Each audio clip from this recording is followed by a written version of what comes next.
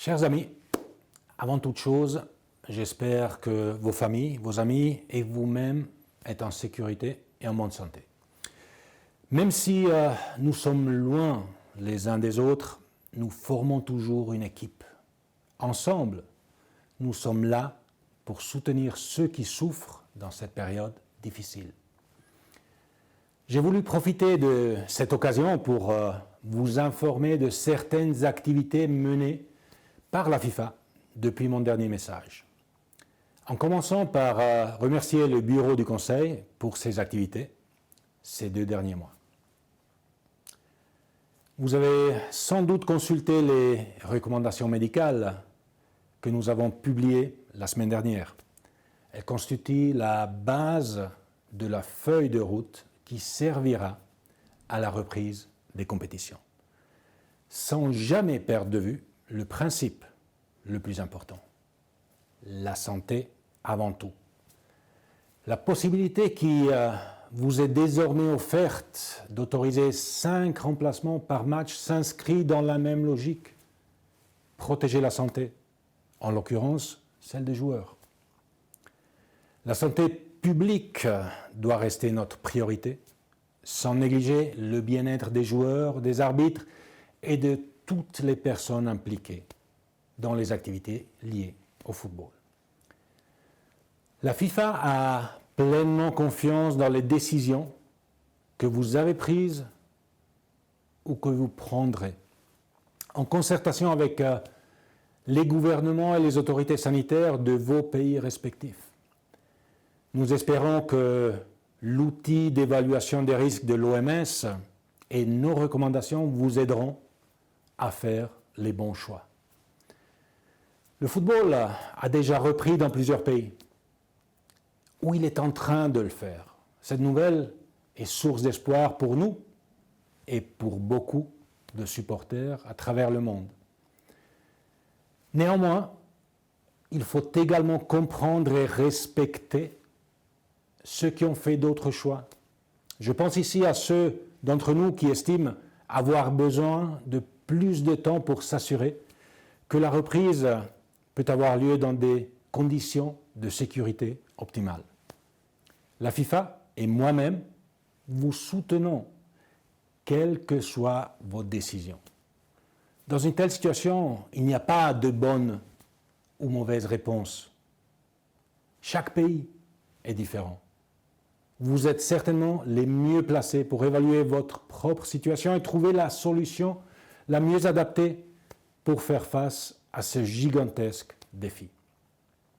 La tolérance et la compréhension sont importantes, surtout ces temps-ci. Et il ne faut pas non plus oublier les supporters. Sans spectateurs, le football n'est pas le même. Il faut cependant se montrer patient et trouver le meilleur moment pour redonner accès aux supporters dans les stades.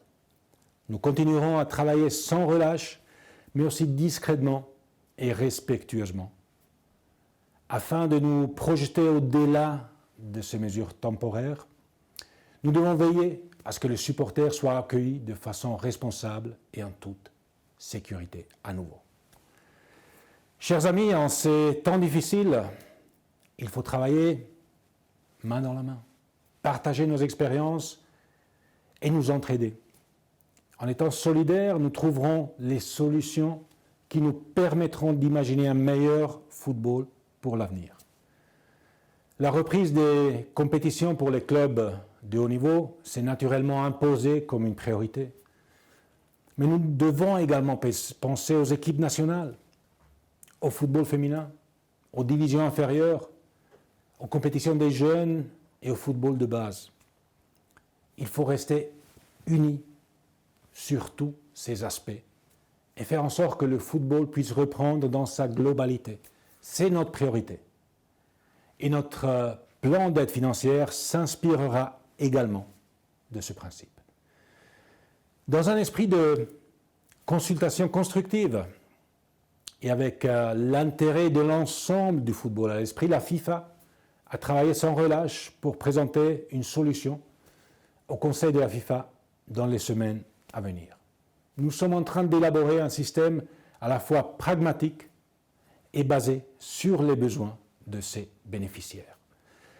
Nous voulons que le spectre de ce plan soit le plus large possible, ce qui comprend évidemment le football féminin. Il doit fonctionner de façon moderne, efficace et transparente, ce qui suppose une structure de gouvernance solide, capable de rendre des comptes sur notamment l'allocation des aides financières. Je suis par ailleurs heureux de vous annoncer que nous avons bien progressé sur un autre sujet très important, à savoir le calendrier international des matchs. En consultation avec les différentes parties prenantes, nous approchons d'une solution équilibrée qui tient compte des difficultés et des besoins de chacun. J'ai parlé à plusieurs reprises de consultation. Bien, cette situation extrêmement difficile a permis au football, grâce à votre implication et à travers la FIFA, de créer un dialogue sain et direct autour de tous les aspects de notre sport. Chers amis, il y a quelque temps, je vous disais que le moment était peut-être venu de prendre du recul pour réfléchir. Je suis heureux de voir que des dirigeants, mais aussi des entraîneurs et des joueurs n'ont pas hésité à exprimer leur point de vue.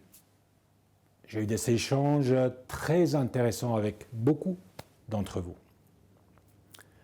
Et afin de prolonger cette réflexion collective, j'ai programmé une série d'entretiens en ligne avec vous, afin que toutes les voix, y compris celles d'autres acteurs importants, puissent être entendues.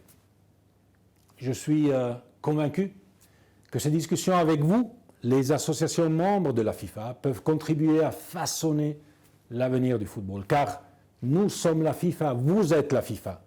Nous ne pouvons pas et nous ne voulons pas abandonner les décisions à des petits groupes se réunissant en catimini. Cette époque est définitivement révolue. Maintenant, la parole est à vous. Nous voulons entendre vos opinions sur des questions cruciales comme l'avenir du calendrier international des matchs ou les compétitions. Comment gérer l'augmentation du nombre de matchs disputés par les meilleurs joueurs? Combien de matchs un joueur peut-il disputer par saison? À quoi doit ressembler la future organisation des compétitions au niveau national ou au niveau mondial? Comment mieux harmoniser le calendrier et les compétitions entre les continents à l'heure où le football ne cesse de se mondialiser? J'ai aussi entendu des propositions intéressantes sur les questions de gouvernance et les aspects financiers. Par exemple, sur des plafonds salariales ou des indemnités des transferts, sur d'autres mécanismes de taxation, ou encore de l'éventualité d'obliger les instances dirigeantes, les organisateurs des compétitions et les clubs à constituer des réserves ou à contribuer à un fonds de réserve qui pourrait servir dans des périodes difficiles comme celle que nous connaissons actuellement. Personnellement, je suis favorable à une réglementation plus stricte et plus claire en matière financière. Il faut imposer une transparence totale et des principes de bonne gouvernance. Ceux-ci ne doivent pas se limiter au système de transfert, mais s'appliquer à l'ensemble de l'écosystème du football. La FIFA œuvre sans relâche dans ce domaine, même si nous devons faire face à des puissants intérêts individuels qui s'opposent à notre engagement en faveur d'une meilleure gouvernance globale de notre sport. Chers amis, nous aurons besoin de tout votre soutien et de tout votre engagement pour franchir un palier dans ce domaine.